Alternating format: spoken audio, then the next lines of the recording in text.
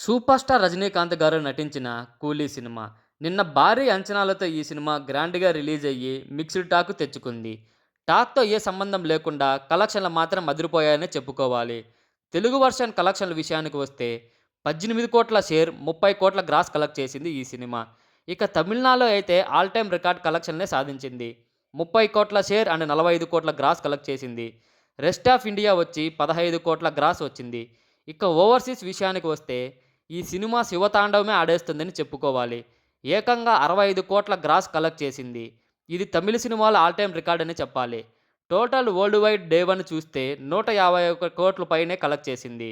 Mixed talk తెచ్చుకున్నా కూడా ఈ రేంజ్ కలెక్షన్ ర్యాంపేజ్ అంటే మామూలు విషయం కాదనే చెప్పాలి.